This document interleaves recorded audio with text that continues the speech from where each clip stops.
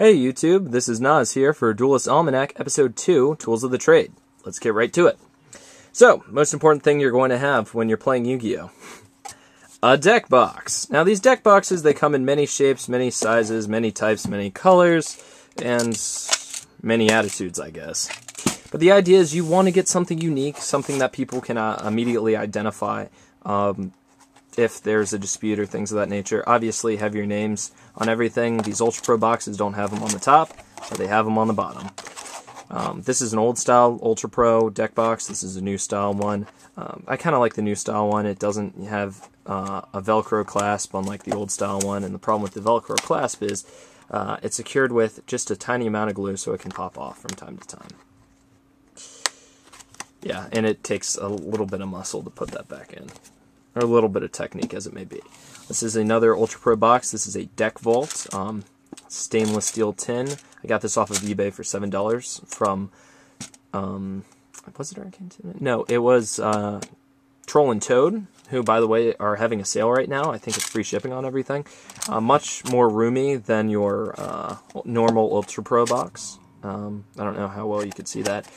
I think you could actually, yeah, you could fit one of these Ultra Pros, just normal deck box, into one of these deck vaults. I like the deck vault, not only because it's pretty awesome looking. I mean, there's a skull. I used to use this all the time when I played Plant Zombies last format. But also, it has this nice little container that fits right into the top. You can put whatever in there. I right now have some dice and some aquarium rocks that serve as A counters when I use my alien deck. But it's the same idea. You can store small counters, more dice in there if you'd like. Overall, a lot of utility. And the other cool thing is when you pop off the little container to use the dice or the counters and you just want them at hand, you can seal your vault just already, and then it's a more conventional deck box. It'd be something you could probably like kill someone if you threw them at them, I guess. And then the thing that I've had in rotation the most, and the thing I like the most, and I'm using the most, if I could say the most anymore, is my 5Ds double deck box. Have my little skull candy decal right there. Lets people know it's mine. Also, my name's on the bottom, etched. Cool thing about this one, seals with the magnetic clasp, all plastic. You can keep your Duelist info on top. And the other awesome part is it has two deck boxes. Or they're deck compartments, I guess. That's what I'd call them. This one's the deck that contains the deck that I showed you guys yesterday. This one has the components of my Machina deck, some extra deck options, some side deck options, things of that nature. Very solid construction. I've had this thing for about a year and a half. There's no major tears or rips or breaks or anything, and believe me, I've used this thing a lot. So I definitely recommend getting one. The only problem is, since it's so good, a lot of people have them. So the difficulty there is maintaining something unique. So I definitely, put a sticker or something on that lets people know it's yours. Another mandatory thing you're going to have is a playmat. I have this Arcane Tin Man one that I've had for quite some time. It's made by Dragon Shield. I think Troll and Toad might actually have a few of these still in stock. But I've had this one for a while.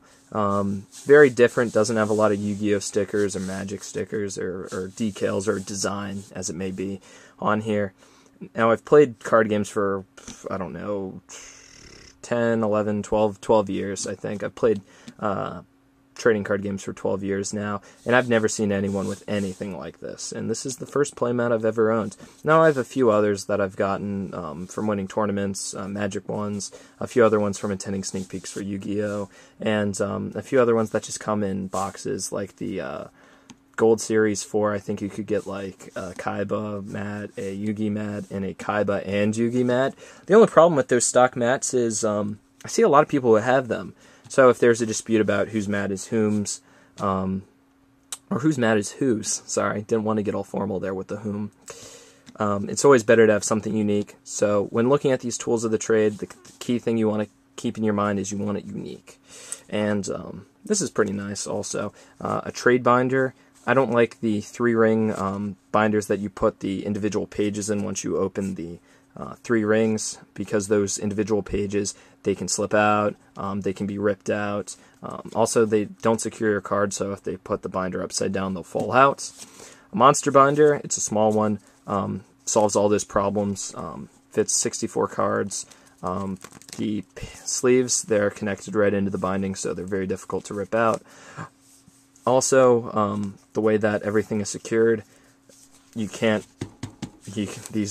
cards don't move. They can't fall out accidentally. So it's a great way to secure your cards, and of course, put your name on everything.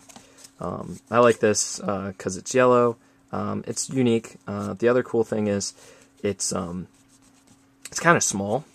So that's good for me if I want to just, put it in a pocket or put it in a bag or something. It's also bad for me because a thief could easily put it in a bag or put it in a pocket. But that's another key thing. With any of your tools of the trade, you want everything on hand or in a bag somewhere safe, somewhere you can see it, somewhere you won't forget it. So these crimes of opportunity don't happen. Another thing I'd like to talk about, things now going into things that are just excessive or you wouldn't really need them, except in certain situations. Dice are great to roll to see who goes first, but beyond that, you could use them for counters and things, but they're not mandatory.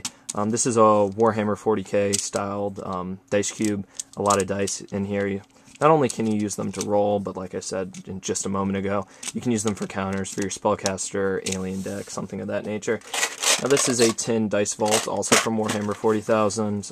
Has pretty much every type of dice in here. But there's one thing in specific I'd like to point out. A D20, 20-sided dice, or 20-sided die, if I want to get everything and maintain my credibility here and be grammatically correct. Very good for turn counters, very good for rolling to see who goes first. Also awesome when determining when a card or something effect goes off. Something like Gold Sarcophagus, something like Future Fusion. D20 is awesome. Plus you can get all sorts of different colors and things. Like I just have a few that I like particularly. Very varied and very unique. So the idea is you want to customize these things. You want to make them your own, because plans going well, you'll be looking at these very, very often.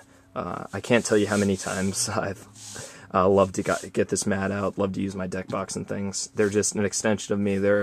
They just fit with my cards. When I think about my cards, I'm thinking about my deck boxes. I'm thinking about my tools of the trade. Now that's going to conclude my actual discussion of the tools of the trade, I guess. But another thing that bears in mind to have is some means of scorekeeping. Now that can be an app on your iPhone or a smartphone, something of that nature, like Duelist Calc or Dual Calc. I like this thing a lot. You can basically customize it, do whatever you'd like with it. A calculator, a cell phone calculator, that works too.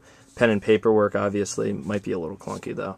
But please don't ever leave it up to you and your opponent's head mentally calculating things, because people make mistakes, and in the heat of the game you might forget something. So now I'm going to take this time to just show you the adjustments I've made in my deck since my last video yesterday. Now this is the Synchrocentric deck using a Junk Doppel engine, as well as Rykos, to get a lot of plussing, to get a lot of plays. So I talked to a friend of mine who posted shortly after my video, and he was like, well, why don't you have Caiuses in here? That's a very good question. So I cut the Tengu and put in 2 Caiuses. The Tengu weren't helping because I was milling them a little too often, and I'd rather have an extra counter spell in here, like I talked about yesterday when I was considering wanting only 1 MST. I'd rather have 2, so that way I can get pesky traps out of there. Caius, great thing, I contribute something I've just synced.